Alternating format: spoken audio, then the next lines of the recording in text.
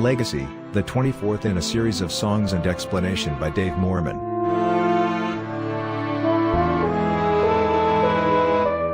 So, what does it all mean? Is the purpose of life to learn to suffer? Is the purpose of life to tend to others who are suffering? Back in 1980, Dave's pastor asked, "How do you keep thinking of all these things?" Dave replied, "I don't know. I just can't seem to help it." The pastor said, "You know, in some circles, that is referred to as a calling." And Dave now realized he was right.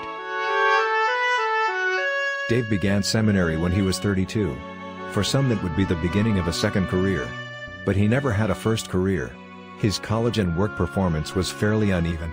The jobs he held were fun and exciting as he learned new things. But inevitably, he became bored, and he quit or was fired.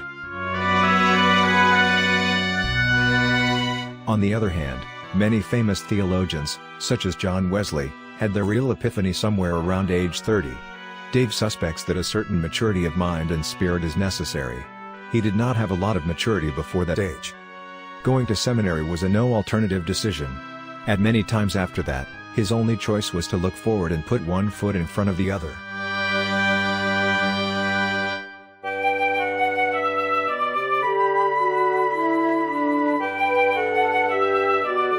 "50-some years ago, Dave imagined himself in the center of a huge room, with doors of possibility all around. To move to one door meant moving away from the others. They told him that he could do anything he wanted. He just had no idea what he wanted. So, with the promise of a career in ordained minister with the United Methodist Church, where getting fired was unlikely, he moved toward one door, often by focusing on putting one foot in front of the other."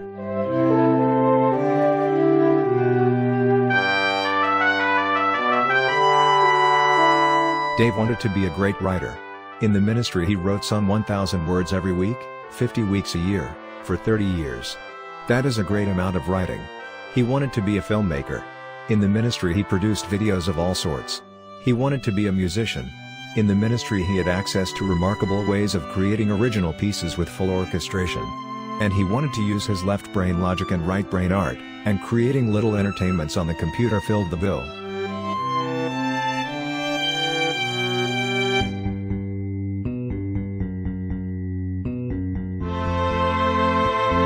In all these things, Dave was joyfully challenged.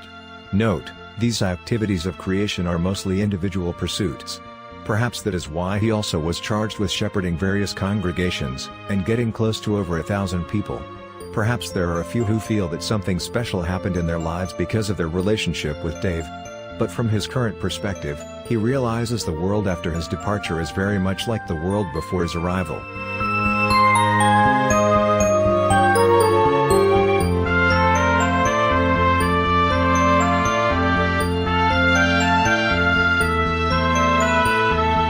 Walt Whitman, in his poem, "O Me, O Life," gives a very cogent answer to what life really means. That you are here, that life exists and identity, that the powerful play goes on, and you may contribute a verse. Life is like a bird flying into a lighted hall, sailing through, then back out into the darkness.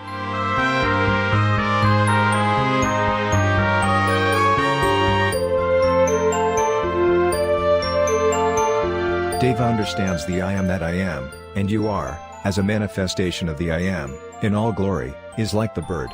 For the bird, other than in flight through the hall, has no beginning and no end. Like energy, according to science, that can be neither created nor destroyed, the I am, is not just the ground of being. It is being itself.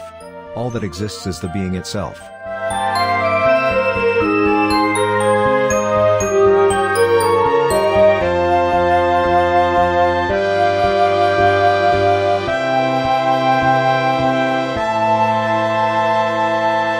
We, the I am that we are, have been blessed with the wonder of consciousness and consciousness of self. No other creature we know has this innate blessing. One night, Sherry and Dave watched an entire lunar eclipse. The cat was pouncing on bugs in the grass. The bugs were avoiding the cat. A bird flapped by. Only the humans noticed anything interesting about the moon.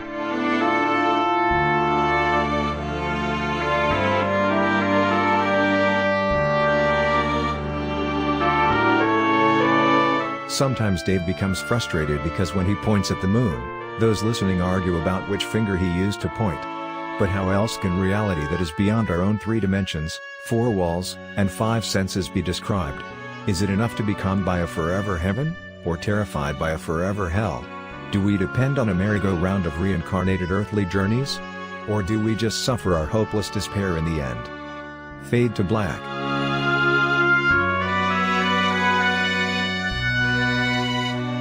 Dave, for one, learned that all this is not just about the me.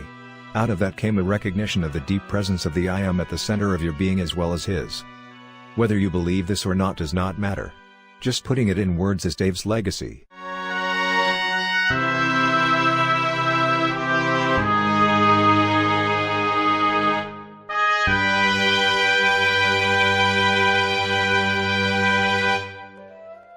Thanks for listening. Be sure to click like and subscribe to hear more of Dave's life in music.